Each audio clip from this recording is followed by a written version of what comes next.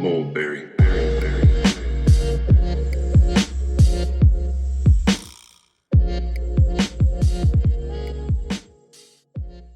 Welcome to the Mulberry Podcast. This is episode 21. I wanted to give a big shout out to all my subscribers. I finally reached 300 subscribers, so thank you.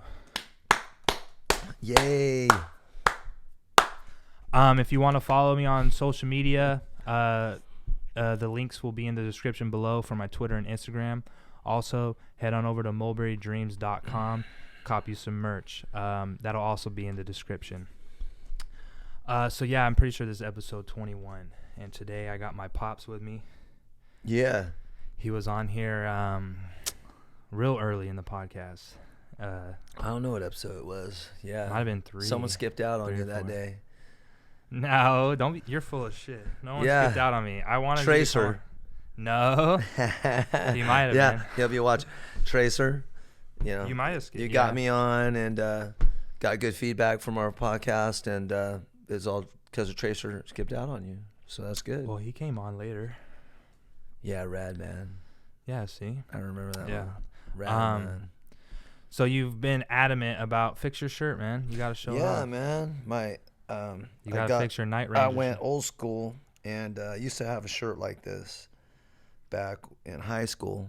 In the 80s? Well, yeah, in '83, and on the back of it, we'll show it later or whatever. Yeah. Picture of it, but Dawn Patrol, baby, Night Ranger. So is that your favorite band, or is your favorite song on that album? That's my favorite band, and probably, I mean, you know, it's hard to say what my favorite song is, Okay. you know, but Don't Tell Me You Love Me my is God. definitely one of my favorite songs. Yeah. How we'll get into that. Hold on. So that shirt, Yeah. it's a nice shirt. It's I like a love little it. baseball shirt, you know, you I love love baseball. this shirt. Yeah? Yeah. And I'm bringing that up because you used to dress pretty swaggy back in the day. I could give that to you. do No, you because- don't. Yeah. No, you don't. Actually, I do because. No, listen, because Okay, go ahead. No, I'm gonna say no, something. I'm gonna but go cut ahead. you off. Go ahead. Look, Whatever. I saw a picture when I was first born. It was outside the house. Yeah, you were in a diaper. Okay, swag. it don't matter. I wasn't talking about Huggies. me. I wasn't talking about me. You with the Nike high tops. Yeah. Okay, the Yeah. short shorts, swaggy, Yeah, with my, like an ash gray athletic tee on. You know what I'm saying? With Oh, your yeah. mullet and your vintage Cowboys snapback hat, How just do you looking think, fresh how do you to think death. I got your mom, man? I mean, I wasn't ugly. Yeah, I'm pretty sure it wasn't. She didn't ask you mean- what your favorite song was, and you're like, "Don't tell me you love me." And she's like, "I didn't. I want to know what your favorite You know what song your is." mom did, and we'll talk about. I mean, well, as long as you want to talk about music, but actually, your mom, when I met her, she had a Subaru Justy little 3-banger, and she had Sammy Hagar, "I Can't Drive 55." Yeah, probably not in a 3-banger. Well, that's true. That's a good analogy. But you know, one of the reasons I fell in love with her. But yeah, that's good stuff.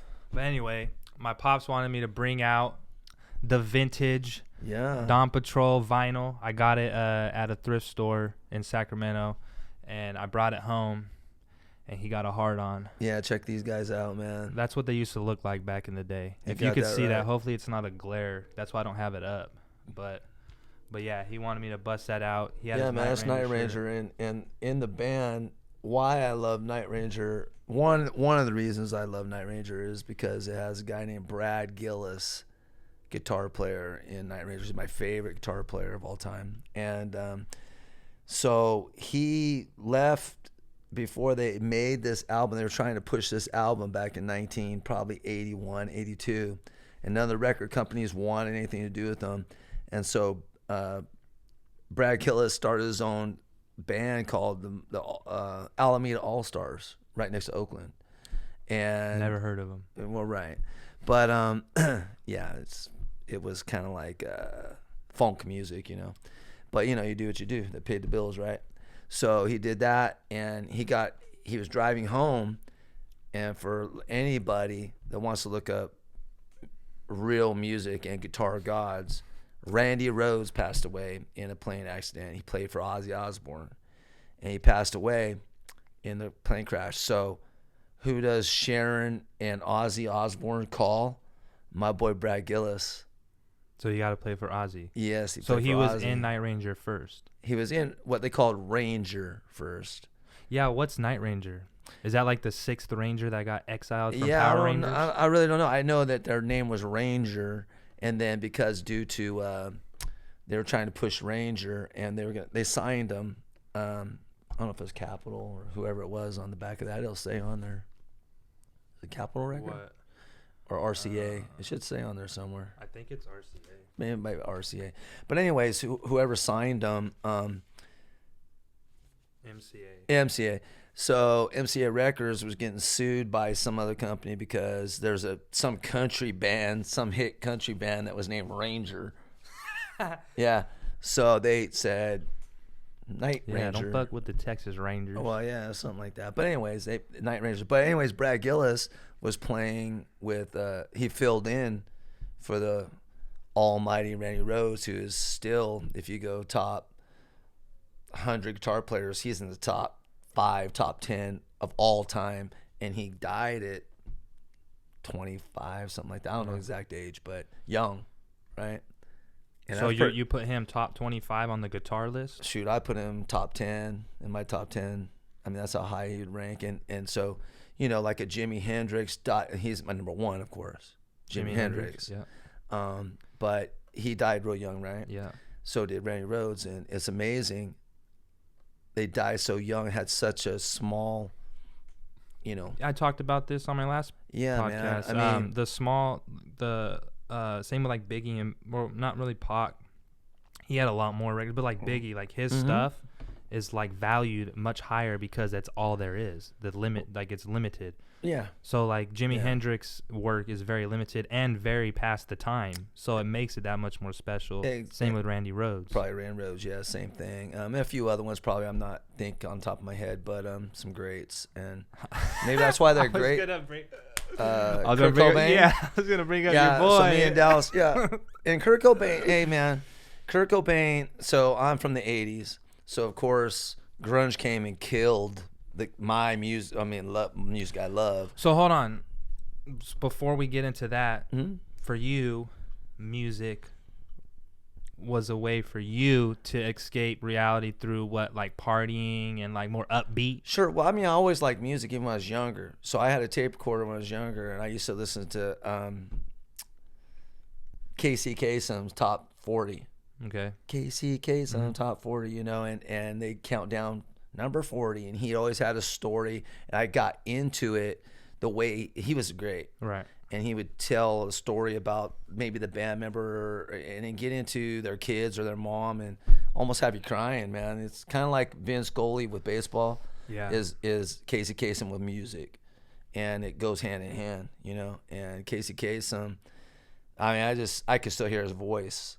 I mean, it just resonates with you, you know what I mean? Right. So I had a little tape recorder, and we would, you know, who was hot bad? Michael Jackson, beat it, and you know, and you just had, you know, two C batteries in my little tape recorder, and back then, you know, you had commercials and stuff, and him talking. And so all the songs on the tape had either him talking or breaking into a commercial or something. Yeah. You know what I mean? Yeah. So yeah. Yeah. But anyways, I mean, that's originally how I got into loving music, just the basic top 40, and then started at Atwater High. You know, I was so nervous because I went to Washington School, and we didn't like switch classes and do all that. So Washington School is like an old school out in the country with like 20 kids per class, basically. Yeah, 20 to 30, you know. Bunch of dairy boys, you know. Yeah. Out there. And so I really actually didn't fit in because I, you know, just grew up in the back of a bar, and they all talking about tractors and shotguns and riding motorcycles, which I always wanted a motorcycle. But anyways, I go spend the night at their house, and they would, if I got lucky, let me ride the motorcycle. They're pretty well off for the most part. You know, most of them, not all of them, but most of them were, right. You know, so, you know, I always, you know, something like they turn 16 and get a brand new truck. You just kind of jealous of that, you know what I mean? But hey, man, they worked hard, you know, so always worked hard. So, So back to the music. When you started listening, because you said your buddy, you had a buddy in high school, Troy Dano. Yeah. So Troy Dano, he, yeah.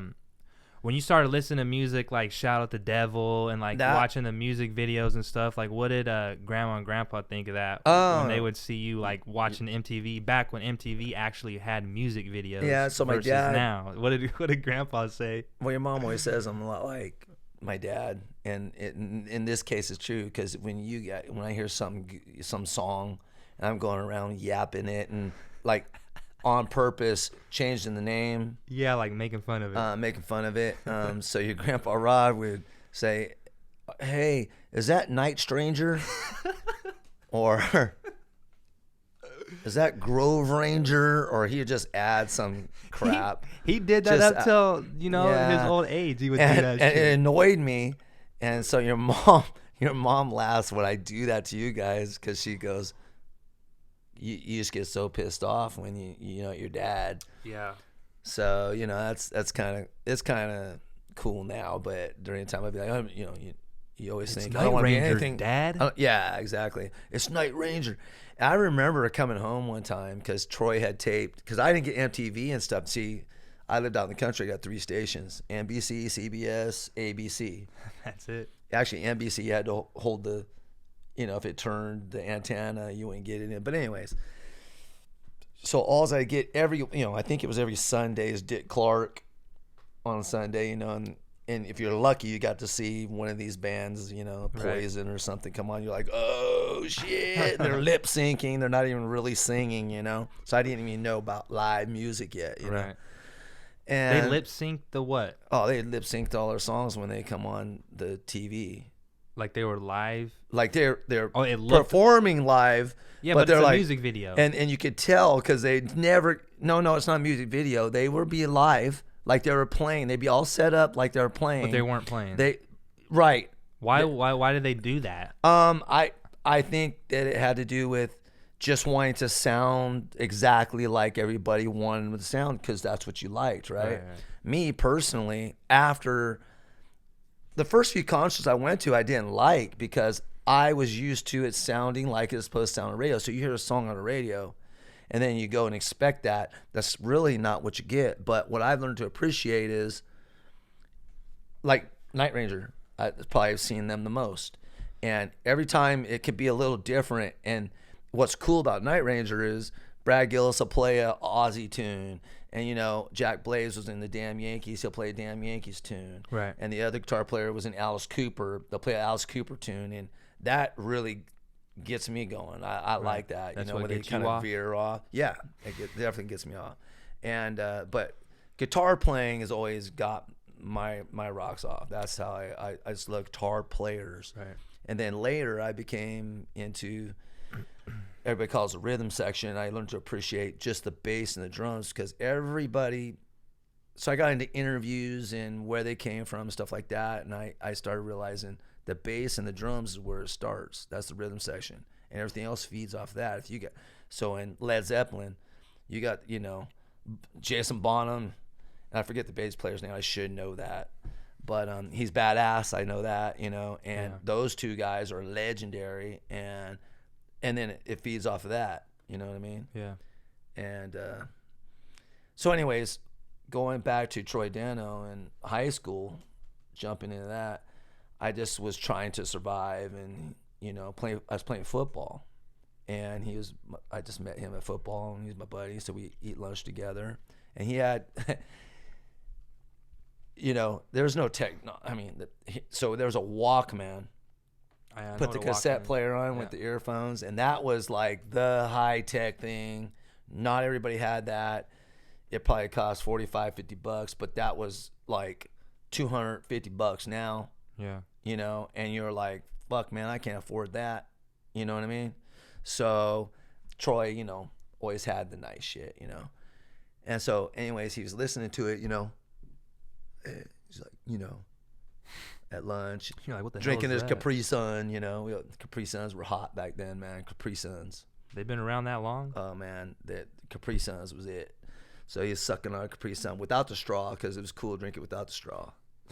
Put a that hole was in the it, cool thing? pull it out. I still drink them that way. So What the and I suck it out of the hole. Yeah. Whoa. Yeah, you Let's suck it out of the relax. hole. Yeah, let's You relax. like that? That sounded good. That sounds But anyways, terrible. no, that's Capri Sun. Yeah. But anyways, he's sitting there, and, we're just sitting there on a picnic table. You sit on top of the picnic table, because we're dudes and we're trying to be cool. And you're sitting on top of the picnic tables at lunch, right there. So you're sitting on top of the picnic table, and sucking he's just Capri Sun through the talking hole. to a couple of my buddies, and he's busy into his new Walkman. And he goes, "Here, man." And he puts his earphones on me. And the first song I hear is "Shout at the Devil" from Motley Crue. And from the first, I hooked. Loved it. Motley Crue, of course, And so that was even before I knew who Night Ranger really was. I mean, I heard some of their songs, but I didn't even know they were Night Ranger. So, and then Troy started saying that I heard the riff in it and that. And then he started playing me some. I can recall, a lot of people don't know Bon Jovi. When Bon Jovi first came out, they had a hit called "Little Runaway," and a lot of people don't know that, but it had a lot of keyboards in it. It wasn't what they actually started becoming, what you would know Bon Jovi. And I was like, it's okay. And then he started getting me into like Y&T, Y&T. And Tesla, who's very underrated band. That's a great band. But anyways, that's what got me going on. Yeah, Tesla's a great band. Okay. Really, they are.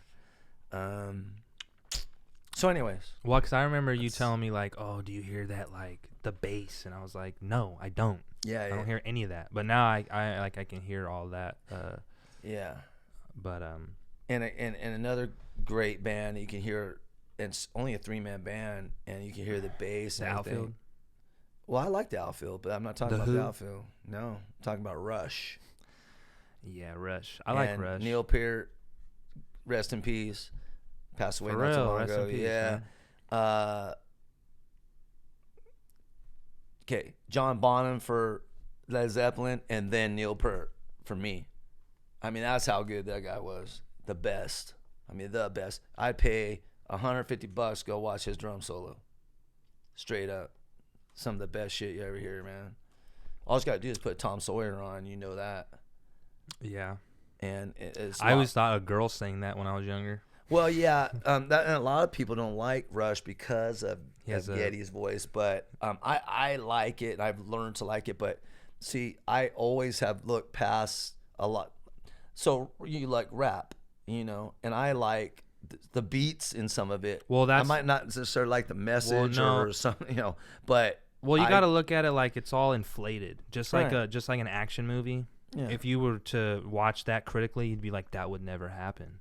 So it's kind of the same thing where it's all dramatic and inflated, and then a lot of the songs now, like, I don't necessarily even like the lyrics.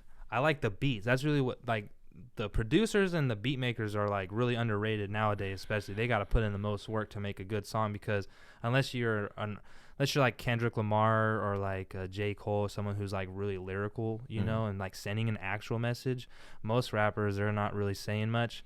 Right. And it's funny because you know what? I have a lot of instrumentals. But that's I listen okay. to. I don't care about that. I care about more, like I said, the beat, and if it gets you some music or beat or whatever you want to call it, doesn't make any sense, but it sticks in your head.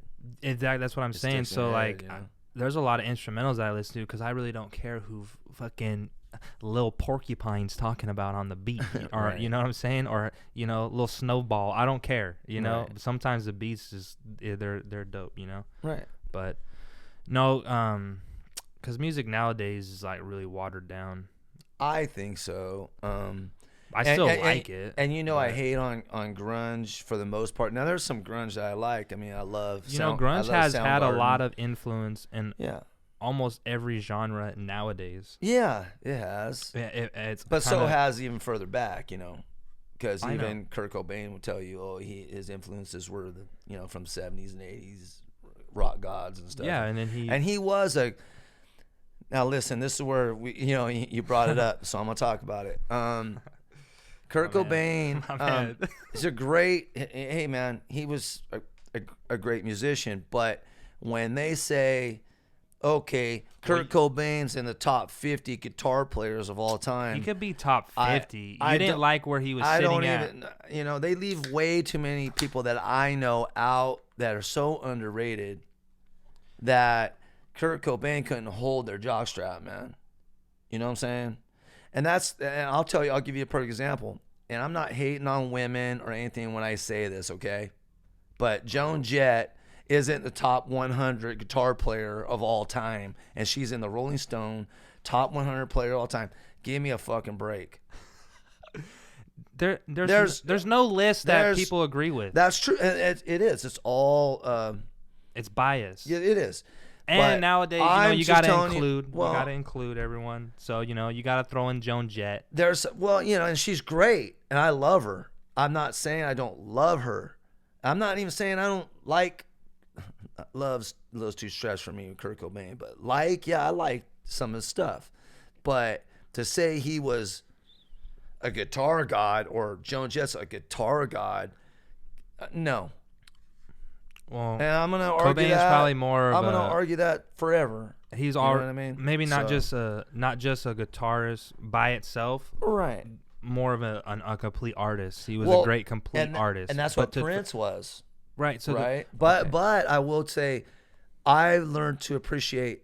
I would put Prince in my top 100 guitar players of all time, and I didn't even think that, 20 years ago.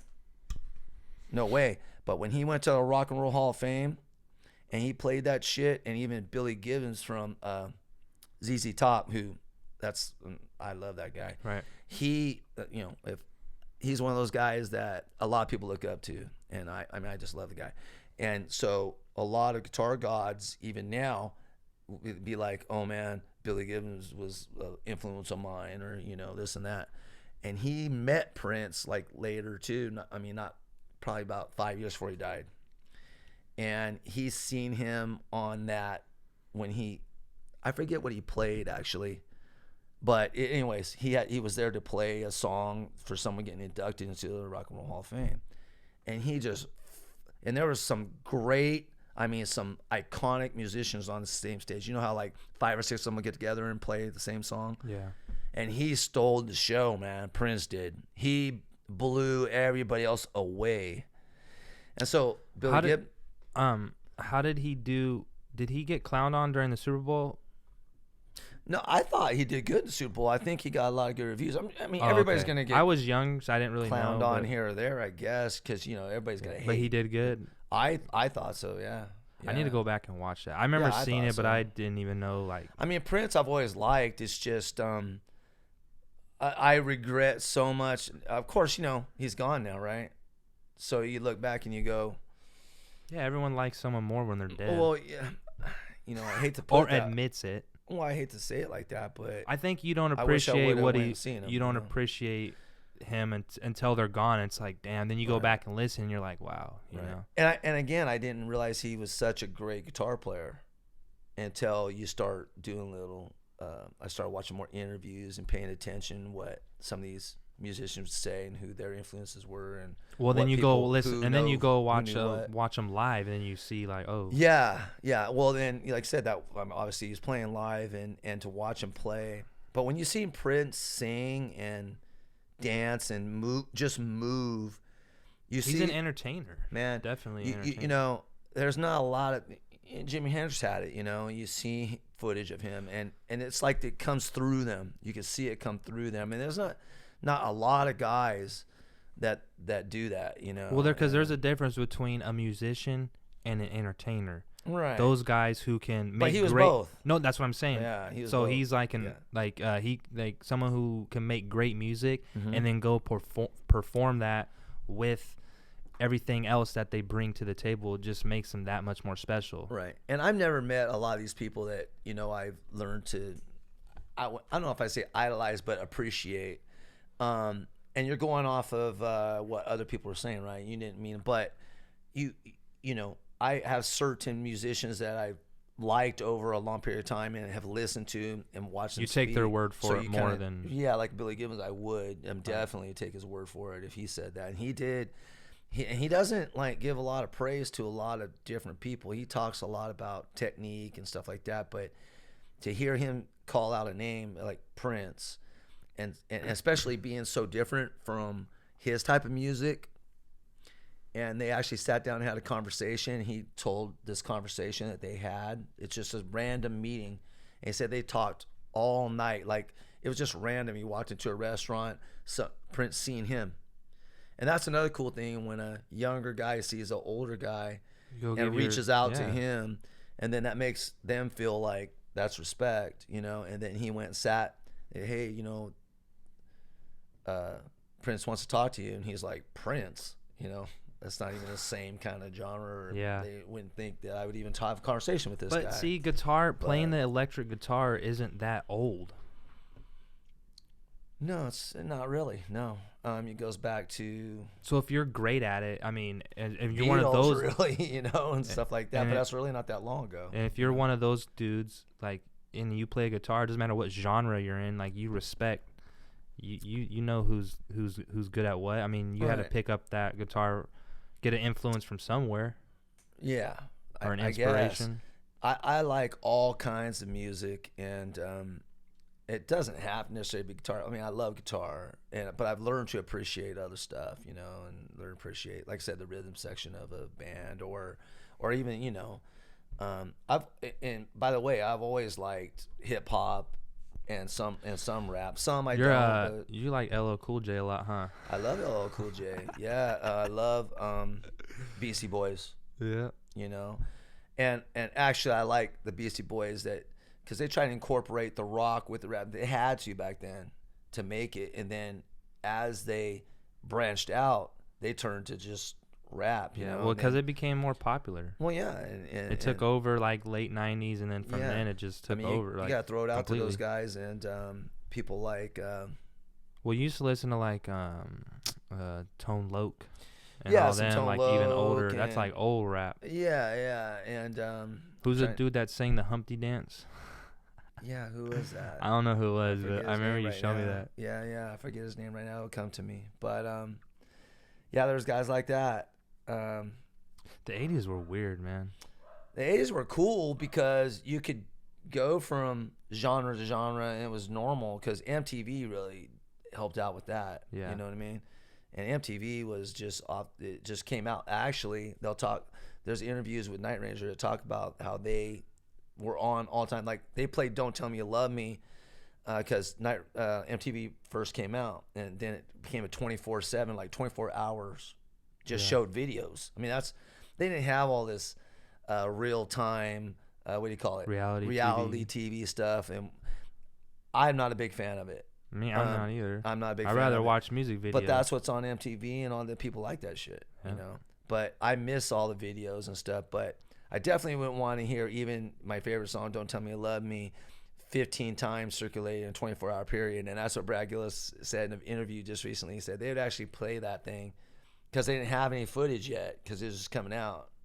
And so their album came out. And that's what made Night Ranger big. Well, that's what made Night Ranger big because they were on all the time. Them, you know, bands like, you know, Poison and stuff like that. They were on all the time. And, you know, Motley Crue, of course. But, yeah, it was great. I loved watching it. I remember in my car in high school, I had a 72 Nova, Chevy Nova, all rusted out. That was my first car. And I bought a cassette player from Chief's Auto Parts. That would be like buying it from O'Reilly Auto Parts. You know, it's pretty much junk what you're buying in there as far as a system, you know. It's a good first system, but it's not really, you know what I mean? Yeah. It's not where you're going to go buy it. So it was called Kraco. That was the name of the cassette player. And you actually didn't even have a rewind on it. It was so cheap. You put the cassette in, and if you wanted to, say I heard a song, and I want to hear it again, I had to either flip it over, or if you got a couple songs in, you had to fast forward it, then flip it over and put it back in because it didn't have no rewind. Yeah. So my go-to tapes, I was going to talk about the cassette tapes I had in there were the Cars. Yeah, the Cars. Right. I had the Cars. I like the Cars. And I forget the name of the album, but it had the song Magic on it, and Drive, of course, the classic slow song Drive. Classic. Yeah. And I mean, there's a lot of classics the Cars had. They were a great band.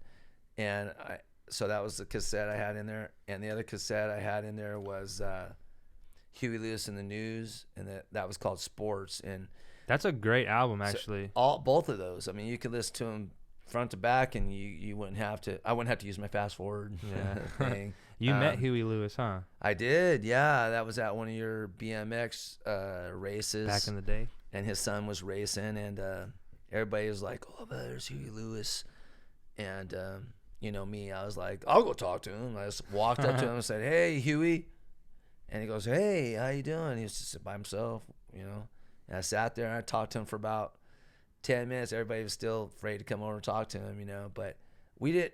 I didn't ask for an autograph or anything. We just talked, like me. You've met a lot of famous people and just kind of just said what's up. Never really like asked them for nothing, huh? Yeah, I mean, I don't know that it was always out of thinking about it. I just, I feel I'm like a good bullshitter. I can just go up to somebody and say, "Hey, what's up?" And it seems like just have the memory.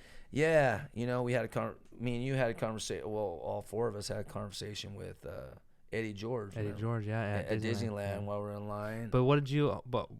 We'll get to that. But what did you talk to Huey Lewis about? Yeah, so I just said, "Hey, you got a boy that races," and he had said, "Yeah, I think he was 15 at the time, and you were young. You were like 5 or 6." And so totally different things, but it's funny, what number is he and stuff. And then even though I'm not with him, I could watch his son. Oh, that's Huey Lewis's son racing right there. And he asked the same questions about you, and I just told him, I go, "Hey man, I love your music." We didn't get like detailed or anything, but I go, I remember I had a 72 Chevy Nova, like I just said, and he's like, "Oh, great car," and just tell you. I think, when you're nice to people, they pretty much tell you back what you want to hear, and he was good at that. Well, I mean, maybe because you didn't like go up there and was like being a fanboy, you just wanted to talk to him. I didn't ask for autograph. Probably appreciated that more than anything.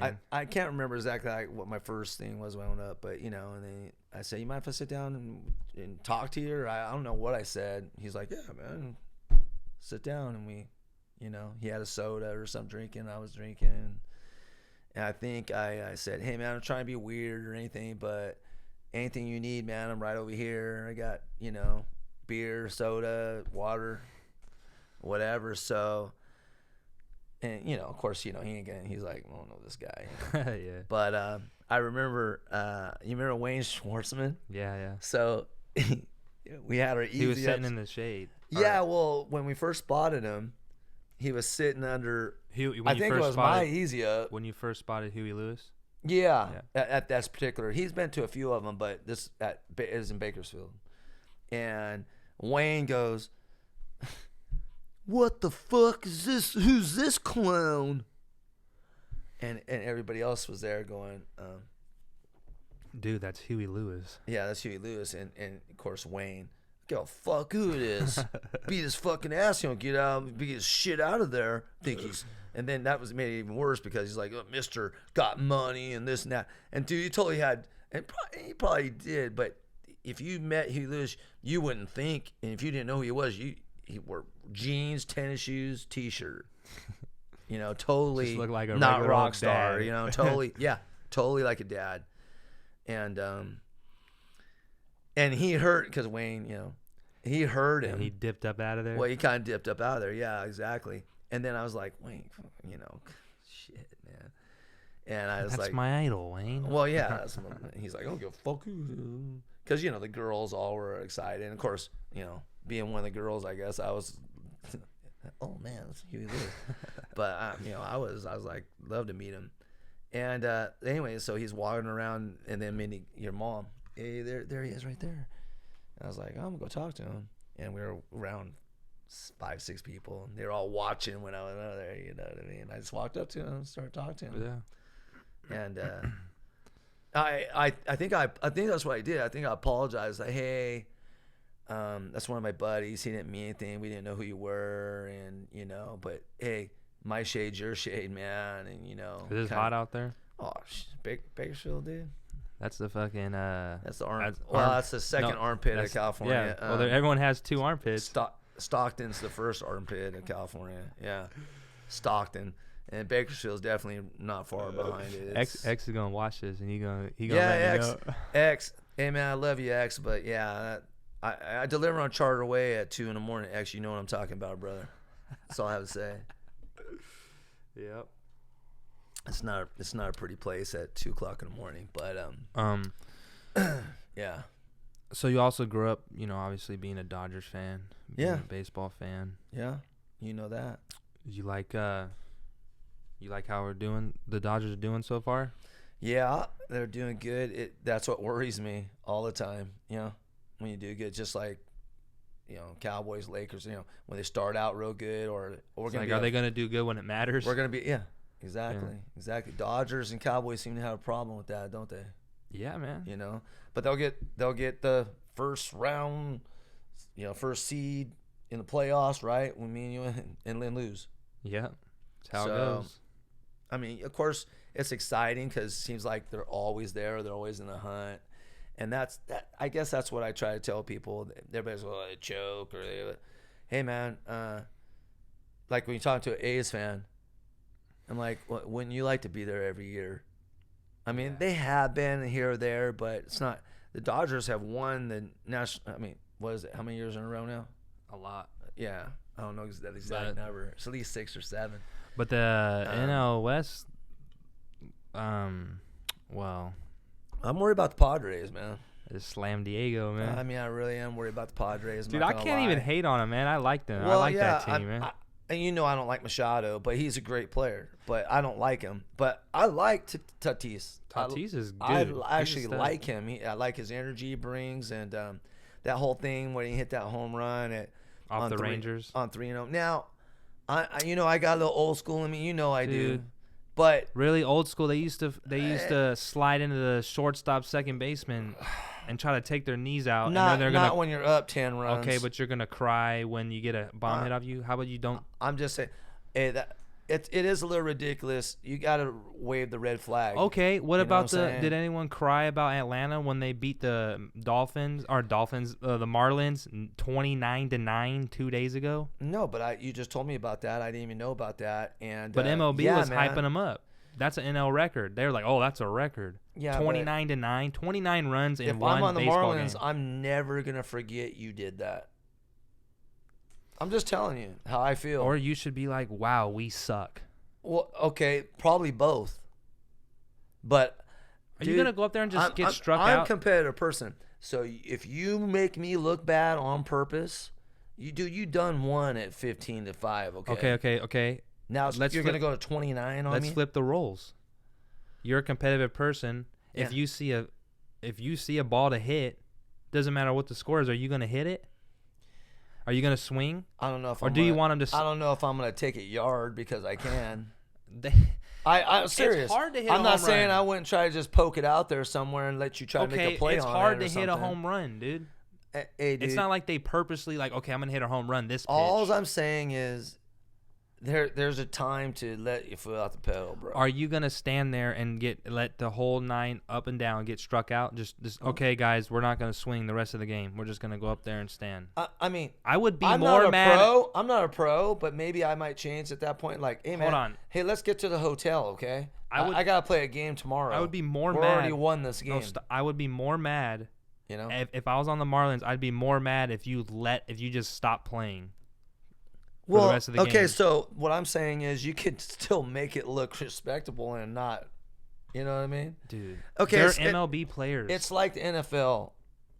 If you're winning, right, by 2 touchdowns, and there's 20 seconds left, and I'm on your 10-yard line, you don't throw the ball into the end zone.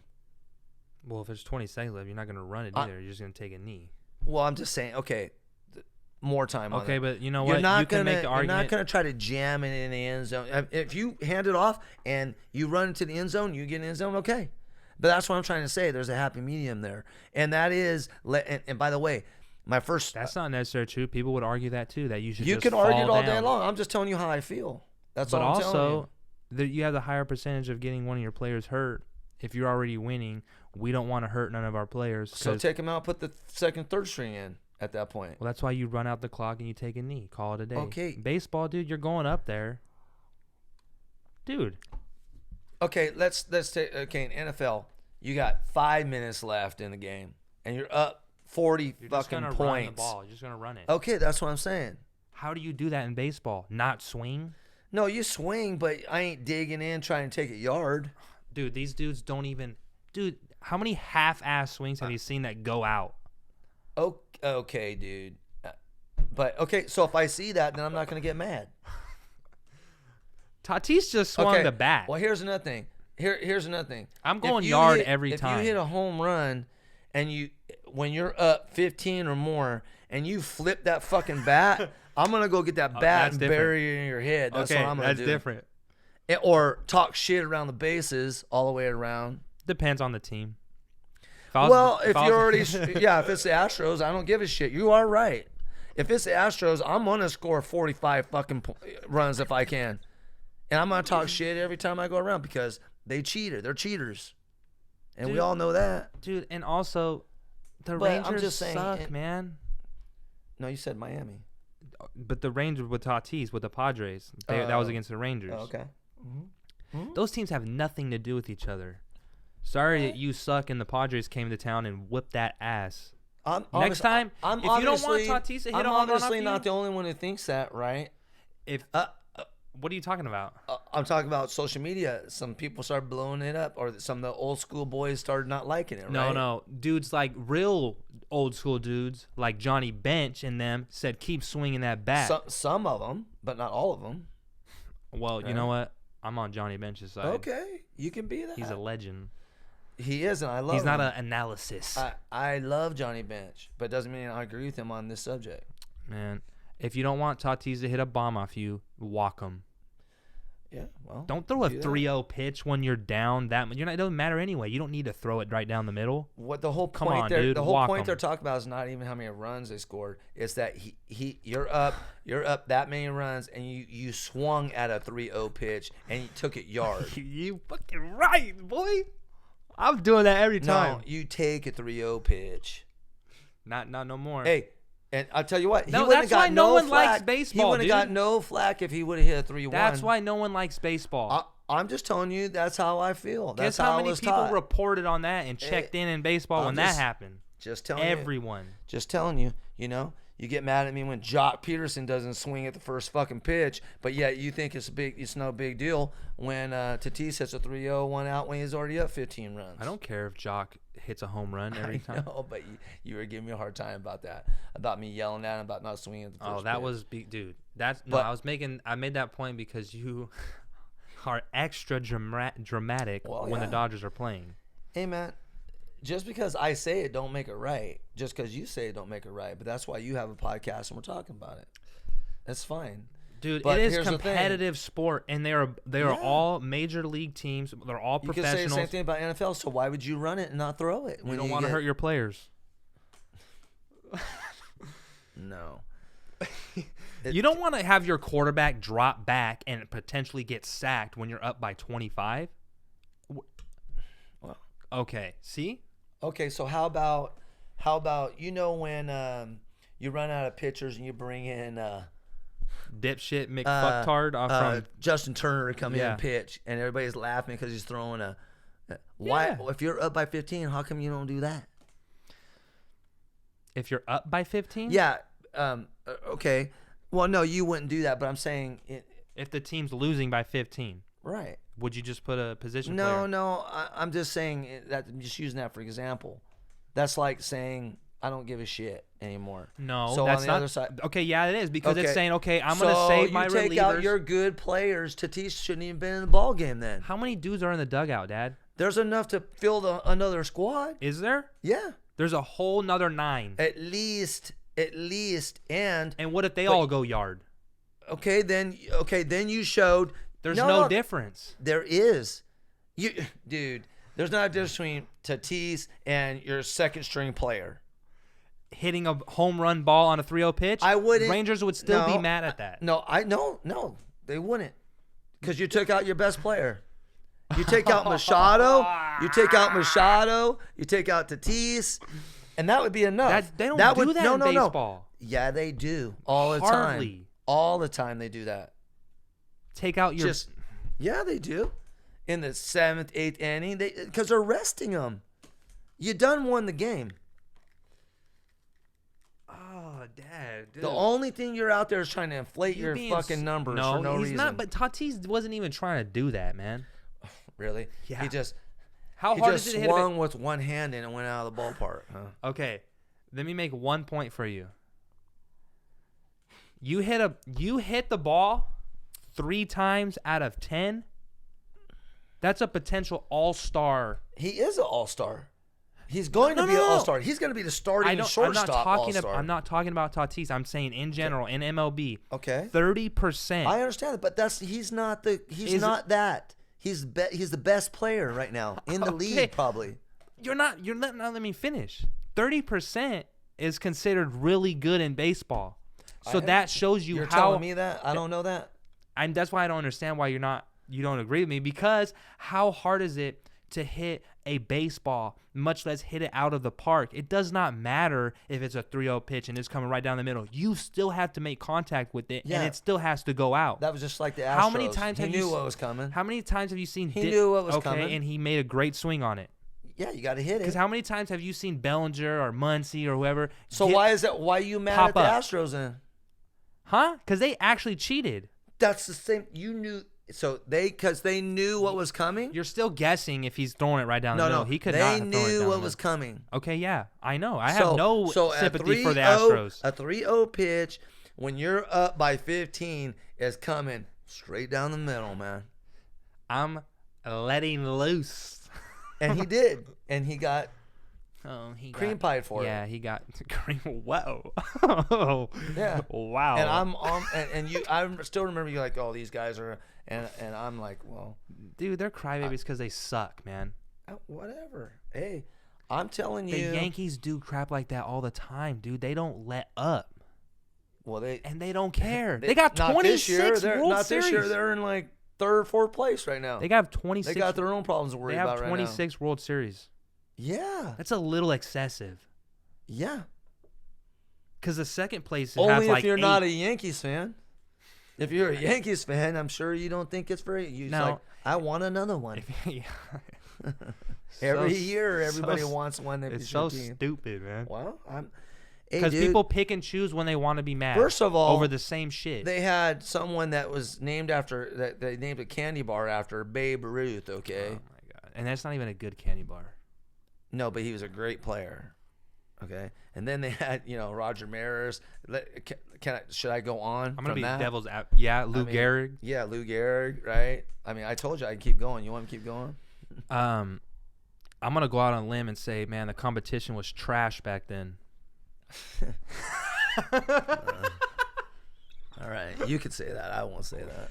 Dude, my man Babe Ruth was fat, smoking cigars, hitting bombs. But that's what's so great about him and the and you know what? About. I guarantee you, they were so much better than everybody else. And I guarantee you, he's hitting bombs on 3-0 pitches with the cigar in his mouth. I don't think he did. I bet he let at least a ball. I'm not saying he didn't hit a home run, Dallas. I'm saying you let 3-0 come in. If he throws a strike, you don't walk. Then you're like, all right, I guess you want some of this. Because my thing is, why'd you hit a home run off me? Like, why didn't you let me strike you out? No, it's not because it's 3-0. You're not going to strike out. You still got 2 more pitches coming.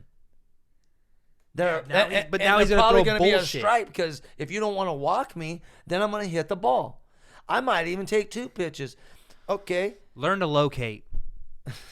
Hit your corners. Don't throw it down the middle to Tatis. Then I don't feel bad if you hit a home run because then you're trying to come back and say, oh, you aren't trying to pitch around me. I always think the 3 pitches coming into a great hitter, you're trying to pitch around him. You know what I mean? Is that what Barry Bonds thought? I don't know what Barry Bonds would think. He's thinking home run ball. He's probably taking a 3-0 pitch. I'm not saying take a 3-0 pitch if you're losing or you're it's close. Hit it. You know how I feel about balls right down the middle. Do I have to talk to you more about that? That's what I'm saying. But they were up by like 15 runs, dude. What inning was Why it? is no one mad about What inning was that anyways? like the 8th The inning? 8th or 9th inning, exactly. Why is no one mad at Atlanta? 29 runs? I might be. I didn't even know until today that happened. Do you know what MLB said on their caption I or don't on care. on a response? It doesn't mean that's They what said I think. 29 Falcons, 9 Dolphins. Because that's a football score. Hey, man. Whatever. But no one's mad about it. You know what? You know why? Because Miami's not a bunch of crybabies. You know what I would do if I was on Miami? The next time MLB wanted to interview me, I'm be like, nah. How about I remember 29-9? No thanks. That's not MLB's fault. You know what? No, but they're being dicks about it. Miami's not taking it up the butt like the Rangers are. The Rangers are all butthurt. We suck and no one feels bad for us. Dude, I don't Get feel better. bad for the Rangers. No I'm just salary saying, cap. It Get has better. nothing to do with a certain team. It has to do with my opinion of, and he did, but it's not what I would have done. That's all I'm saying. Okay. I would not have hit, Dude. even if it was right down the middle, I wouldn't have swung at that pitch. I'm pimping it out, and I'm going to stare at it like Dietrich Yeah, man. with my gold chain That's like on. Brett Favre when he was on Minnesota and he played Dallas Cowboys. I'll never forget in the playoffs. Like I said, they were up by like 3-4 touchdowns. I don't remember, but it was excessive. And like 3 minutes left, and he's trying to chuck a ball so he can get another goddamn touchdown on his little. And that's bullshit.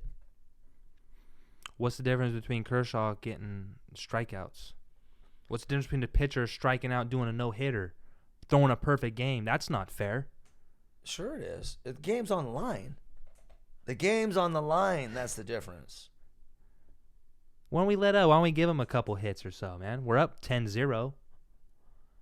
Kershaw's still out there striking the whole team That's out. perfection, dude. You're messing with that.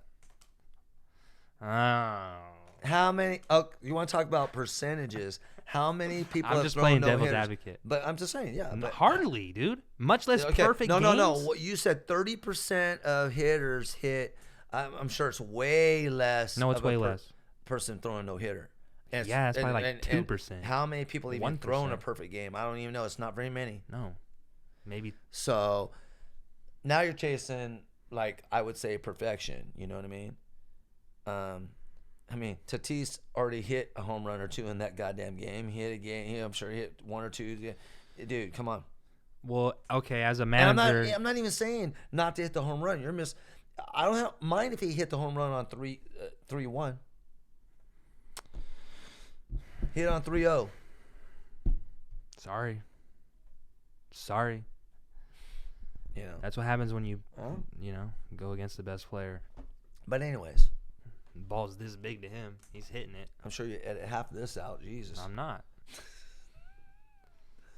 Well, This is getting spicy. well, that's my opinion on there's certain things I was taught not to do. A matter of fact, I'm sure that my dad, as a coach, Nando, who was a great coach of mine, would have put me on the bench if I would have swung at that pitch. I'll use this analogy. I'll go back a little bit and say, you remember when you played for the youth Falcons. Okay. And we had played a team called Golden Valley. They were raw back then. That's what Shout out Ja'Cory Peoples. Yeah. And Arnsberg. I forget. I don't know how you said it, but I think it's Tyler Arnsberg. I think they that was were his like name. Those dudes were and Dallas' size now. Back when he was 10 years old or 12 or whatever it was. But anyways, we used to play that team, and they would beat you guys senseless. I wasn't ever mad about it. No, that's fine. But the point being, they would just keep pounding you guys instead of, what's wrong with, this is my opinion, and I was a coach at the time, and I got 50 kids on the sideline, well, total, and you guys got 11 players on the team. Everybody paid to play. I'm trying to get players in there. But you're not going to put in second strings against those dudes. And they because we're getting wrecked. You're one of my best players out there, and you're getting handled. Like, I mean, you're actually looking at me, your dad, with that look in your face, like you don't want to say anything because you're too proud and you don't want to let your dad down. And I'm looking at you because I've been through that myself, You're just and like, going, fuck. yeah, this is going to be a long day, buddy. You know what I mean? But, right? I remember those days, man. Well, every year. Well, here's the thing. Then I used to have to endure parents yelling, screaming at me why I didn't play their kid. And I'm literally saying, it's 65-0, or maybe not 45-0. I know we got beat by that All the them time. every time. Every year. And these assholes over here are not putting their second team in, game in hand, 5 minutes left in the goddamn game, and I can't even. And it's a youth game. It's a youth game, and you can't wave the red flag, man, and put your second team in. So, and we used to do that if we were winning or losing. Other teams, that they were beating us like that, they would be like over to us, and we'd be like, okay, and then you go second team, and you run them in because they're gonna put their second team in. Now you can match them up so no one's gonna get hurt. Yeah, because we were like 10. We were 10, 11. Everybody was very aware of that, but I guarantee you, and it's not people's fault or Arnsberg's fault. It's the coach's fault, because those kids are trained to just murder anything that's out there. So if I would have put a kid like, let's just say Dalton for purpose sake, because I know you won't mind me using his name, but say at that My brother? Yeah, your brother, yeah. My son. At that age, like he's 2 years younger than you, right? Or 3 years younger than you, whatever. But I put him out there with those age group, which he's gonna get annihilated. Exactly, and he's not gonna learn nothing from that. Not a damn thing, except you're gonna go to the hospital. That's what the ambulance is out there for, and they love every minute of it over there.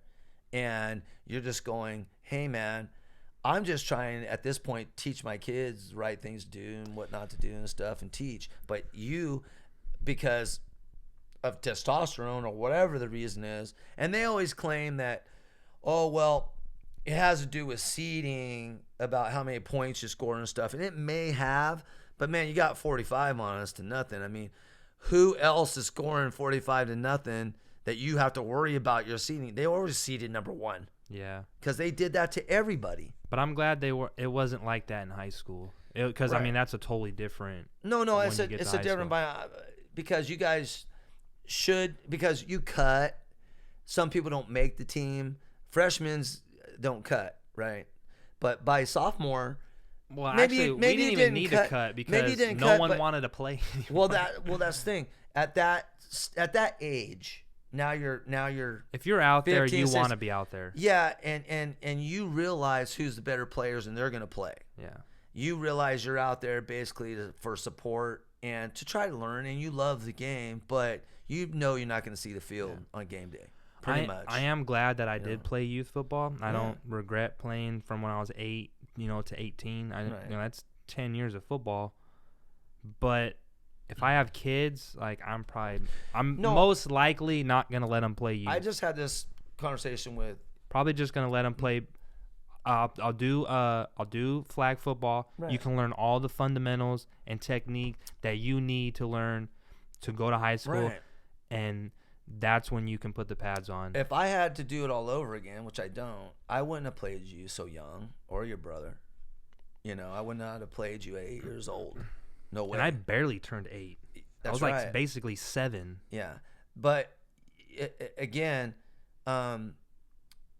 Dalton came into his athletic ability a little later and in a different sport, and he found his way, right? Well, I'm glad. I'm glad. Yeah, me too. And because I'm so proud of him. He did so good in water polo and swimming. I mean, I could never ever have done that, and I don't think you could ever have done that. No, he did. He became Dalton. He didn't become Dallas's brother anymore. And I'm glad that. I'm so happy about that. Yeah, I'm happy about that. For a long time, he was Dallas's brother.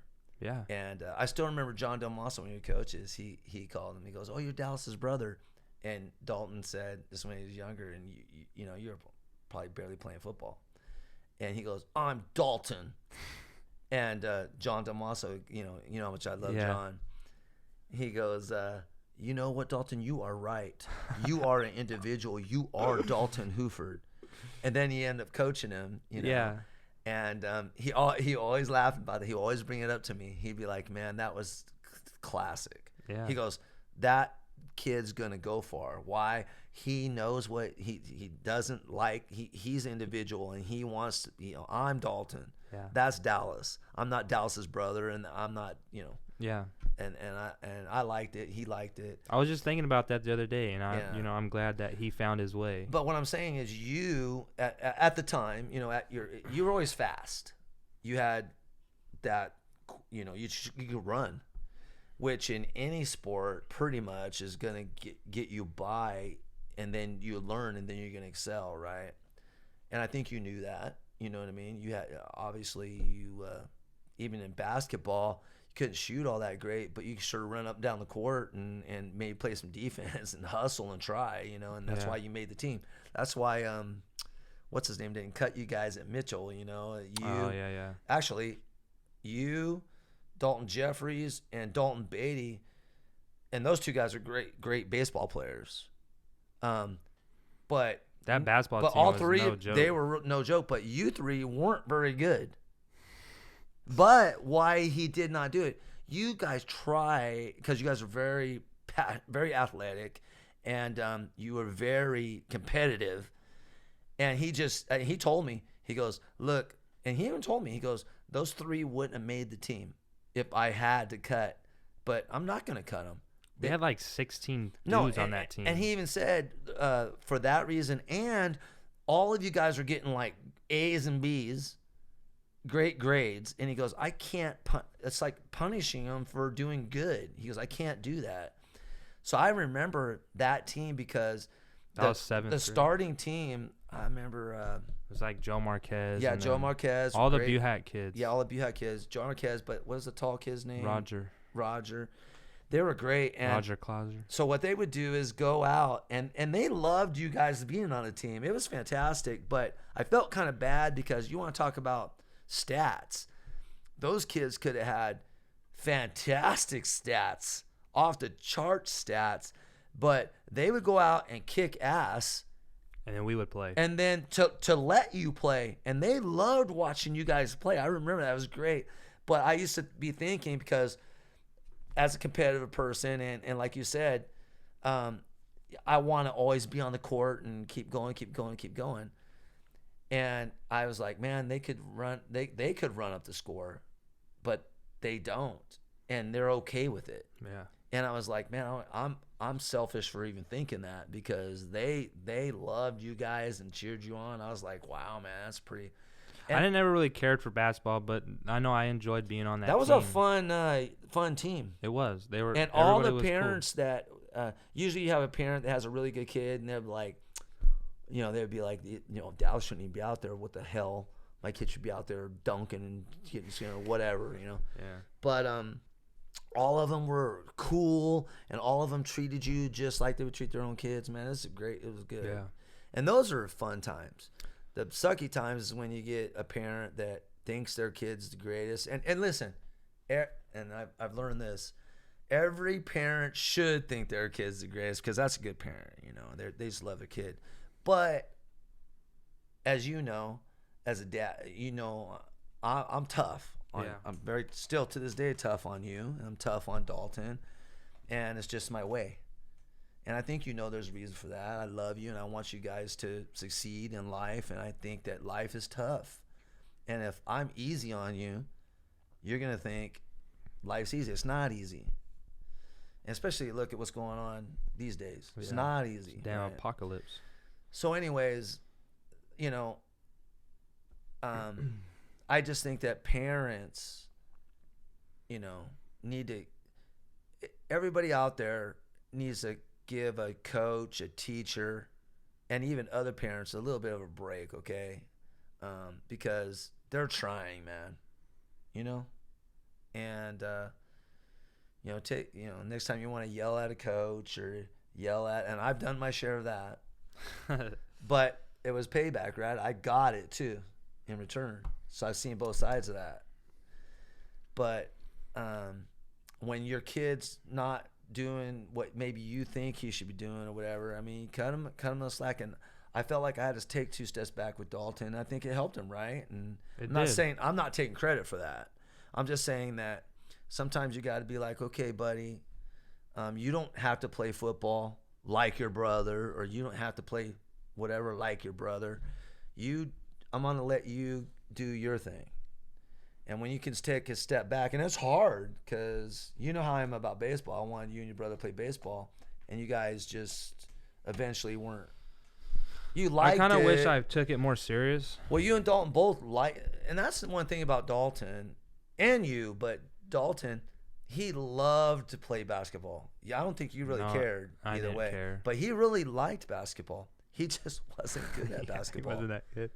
He just wasn't. I remember. And he'll admit that. He was excited to always play. He loved it, and watching him play. But he would try so hard. As a coach, to coach Dalton was great because he tried so hard. He wanted to please Dad so much. You know what I mean? He tried so hard, and I would take 10 kids like that, over a Golden Valley team that just was so much talent and didn't give a shit. And I'm not saying I want to take that back a little bit because I'm not sure about those kids. Let's not be hating on Golden Valley that much. But I will say there are people that way, right? There are people like that all the time. And I just think that teaching sports, you learn more from losing than you learn from winning. And of course, we're out there to win, right? We're all trying to win. Yeah. But I think lessons of life, you learn way more from losing a tough game. That's why everybody loves the underdog, man. Yeah. Everyone loves the underdog. I mean, how many times did you guys play Buhack and lose by a couple points? The only time our year ever beat Buhack was freshman and sophomore year. Right, I remember that, yeah. Junior, senior year, we lost, and all of youth never beat them, ever. And like I said, in youth, Golden Valley was always the team. And youth, Golden Valley, they always beat us. Merced pretty much always beat us. Right, and we hardly beat any team around here, honestly. Right, you guys really were. You were that team that was really good, but you just didn't win. Yeah. Remember but you're in other than the Golden Valley just stomped everybody. Junior year, that was the best football team I ever been on, and we were 4-6. Yeah, I remember thinking that about halfway through the year. I didn't realize we were 4-6. When you guys went to and you had that great game in Tracy, I thought, wow, man, we're Merrill West. I think we might. I mean, when you look at a game like that, it's easy to see like state champs, man, or not state champs, but CCC champs or something. CCC champs and go far. Go to playoffs at least. That's what I seen that game. And then you go play Los Banas, who I thought we were going to roll, and it was a close game, and I thought we had a hand, then we ended up losing. And I was like, we should have beat. And then we lost. We had a better team than them. We should have beat that. We should have beat those guys. And then we lost every single CCC game. I think we beat Turlock. That was it. Right. And I was like amazed at that. I was like, yeah. And then the next year you guys went to the playoffs, and I didn't think you had as good a team. Yeah. You know what? That could be because all their competition fell off too. That's true. You know what I'm saying? Yeah, that is because true. I got, for track, I got 6th in the state. Mm-hmm. If I would have ran the year after, my same exact time would have got 1st in state. Right. So I would have been like, oh, I'm state champ. Right. But the same dude last year like, well, I got sixth. We got the Right. same time. Yeah, I mean that's how it goes. I mean, So, it all plays a role. But I do think, my junior, the competition was a lot better. But we did play hard and we played good. But we were 4-6, which is ridiculous. I didn't realize that. You were in every game. I don't think you got blown out. Only against Pittman. Pittman, yeah. It was like 35 to 7 or 14. And funny thing, the same dude scored every single touchdown, and it was his birthday. Yeah, that was that actually Higgin knew that guy, Mike. Yeah, it was. Yeah, it was Mikey's friend. Oh, really? Friend, yeah. Yeah. Mm-hmm. Yeah, man. Because he always tells me about that. He goes, remember when I forget his name, but he was like number 9 or something. remember when he ran through your guys' shit like it was nothing? I was like, he always calls us. He goes the Sparrows. The Sparrows. Atwater Sparrows. Yeah. That's kind of funny. I ain't gonna lie. Well, yeah. Or, he calls us crack water. Crack water, yeah. He calls us crack water, yeah. But anyways, yeah, man. I mean, it's all good. I had a good experience, good and bad. I never got mad at like Golden Valley doing shit. I didn't ever get mad. I was just like, well, that's just the way it is, man. Well, I used to get mad at losing when I was. No, I got mad at losing, right. But I never blamed the other team. Well, no. But what I would do is I always had, I had to get that printout schedule, on paper.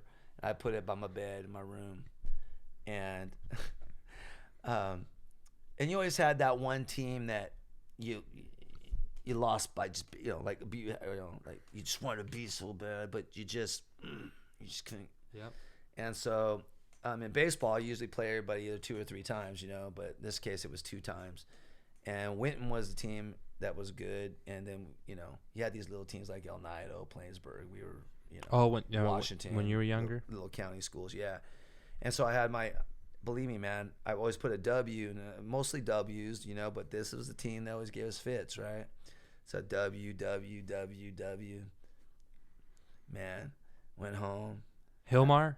No, it was Winton. Oh, Winton. Oh, yeah, my fault. L, and so I wrote something out, and my dad came in to check on me. I think I went to sleep or something, and my dad tells a story. He went out and told my mom. He goes, "Hey, you're never gonna believe what Rob put on the schedule right by his bed." She goes, "What?" He goes, "Well, he put an L." And he goes, "Oh, because he keeps track W wins and losses." He goes, "Yeah, but that's not the funny part. He put L and he put never again by it." Yeah, because you care. Never again am I going to lose to that team. And so after you lose a game like that, you go to practice and you're like more serious, and you're like, and especially when that game's coming up that week of, right? And I remember we beat them. Finally, we beat them that next time, and my dad came in and wrote "nice job" on my. Oh, that's awesome. On there, by my W. That'd be sick if he still had that paper. Yeah, that was good. But anyways, that's I used to have a coach after my dad that they always moved me up.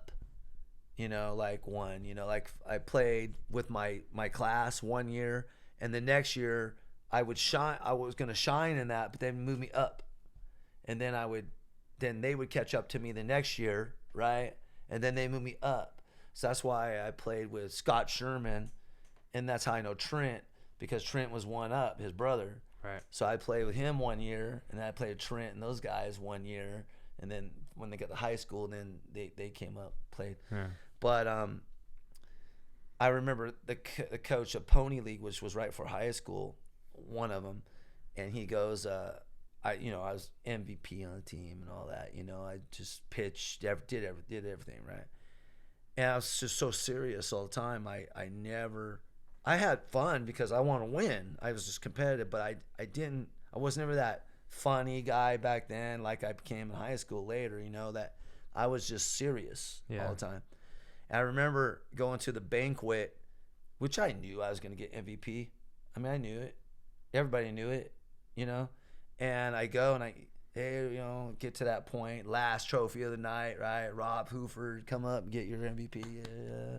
And I go up and I grab it and I just walk away. And he calls me back up and he goes, hey, smile every once in a while. Have fun. Yeah.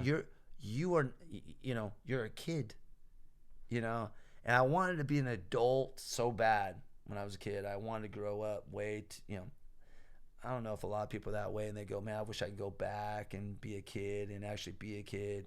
I guess that's would be what I would do, you have more fun rather than, but then I guess that wouldn't make me, you know what I mean? Yeah. So I just remember him saying that, my coach, he'd be like, hey, the year's over. You did great. Smile. Yeah. You should be, and you just go, I don't understand what he's trying to tell me. What? Yeah. So serious, you know? But that's how I really took it seriously. And I think that I didn't have all the talent in the world, but I took it so seriously. You know what I mean? And I learned, and I don't know everything about baseball, but you probably learned something from me, and that I like baseball guys. Like Reggie Bosch knows a lot about baseball, and I like talking to Reggie about baseball. You know what I mean? He's very knowledgeable. Yeah. But stuff like that. But I just remember those little things. They come back every once in a while, and I go, wow, man, I never realized I was that intense until I really think about it. But I always remember too, you'll see guys later in life that were on your team, right? But they never played. I mean, never played hard. I mean, can't remember them taking it at bat or whatever. Right. And I wish I could go back and tell my dad or one of my coaches, like you said, hey man, we got this game. Can you let this guy hit or for me, or be more of that? Yeah. I led more by example. I thought being out there showing these guys how to do it was the way to do it. But now I realize, man, you don't learn anything unless you're out there or trying, and maybe what a thrill that would be for them to be out there, right? Yeah. And it is, right? Because and I know, but being more of a team player in that aspect of it, you know what I mean? Yeah. I felt like I was a good team player because I didn't cause any trouble or anything. I just tried hard. I tried to lead by example. But what I'm saying is, I always appreciated when I coached a kid and he'd be like, hey, coach, man, we should let this kid play or that kid play. I'm like, yeah, you know what? That's a good idea, and we need to get him in there. And they wanted to see their friend out there. So I guess that's something that I wish I would have done more, you know what I mean? Well, it's all good, man. Yeah, I mean, But, is there anything else you want to talk about? Oh, yeah. This thing's over already? Well, shit, for you, we can go the next 4 hours, man. Well, yeah. But it's whatever. I wanted you to come on and, I know you've been wanting to talk about music and stuff and wanted to talk about, Yeah. Well, baseball and all that. There is one thing I wanted to say about music before we got off was that there's one song, and I know I already brought this band up named Tesla, right? Okay. Oh, jeez. And no, there's a song that I heard the other day. It's called "What You Give," and anybody that wants to look that song up, you go on Spotify or whatever. What You Give by Tesla? What You Give by Tesla, and I would say, when I heard it, I thought of your mom, But there's other. It's just a good song, and it makes me think of a lot of things that maybe things people should think of. You know what I mean? So go ahead and check that out. What You Give by Tesla. That's the song of the week or what? Song. All right, for sure. Yeah. Well, this is my pops. He'll definitely be on again. This is his second appearance. So if you haven't seen the first one, and you want to go learn about some trucking. Because the last podcast we talked a lot about truck driving and all that. We talked so much about trucking last time. We talked sports too, though. That was like a 2-hour one. Yeah. It was good. But if you want to go check that out, go ahead and check that out. One more thing before we go. Hold on. Are you ready? I got to give a shout out to my boy Carlos at MTC and my boy Mike at MTC. They're going to be watching this, and Mike's in training right now. And Carlos is going to be watching this. So I'm going to be like, Carlos is my Dodger blood brother. Uh-huh. And Mike, I was yelling out, what do you yell out to me all the time? I was yelling it out. I can't remember now. Come on, dude. Spotlight's on you. I know. What do I yell out to you? About what? What is Big it? trust. No. Oh, yeah. Is it big trust? That's what Ingram would say. Yeah. So I was yelling that out to him last night. I go, big trust, Mike. Anyways, Mike, big trust, Mike. That's my boy. Shout out to Mike, big trust at MTC, and Carlos, my Dodger brother, bleed blue, baby. And I know you guys are working together because you're training Mike right now. Just want to shout out to you guys, man. For sure, man. Carlos loves the podcast. So I know. Shout out to Carlos, man. Because he's been a day one listener. That's right. And he looks forward to every podcast comes out. So and shout out to all my subscribers again. Appreciate you guys. If you're still watching this and you're not subscribed, make sure you subscribe to the channel. Like I said, if you want to cop some merch, mulberrydreams.com. That's where you can get it. The links will be in the description below. All right, this is the Mulberry Podcast, and we'll see you guys next time. Mulberry.